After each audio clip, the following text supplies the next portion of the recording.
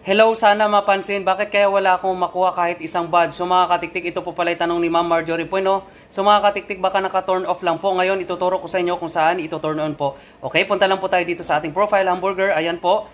Pagkatapos po dyan, i-click lang po natin itong professional dashboard po. Okay, pagkatapos po dyan is scroll up lang po natin. Okay, ayan po. So may fan engagement. Kapag wala po dyan, i-click lang po natin itong see more po at baka sa baba, okay? I-click po natin ang fan engagement po. Okay.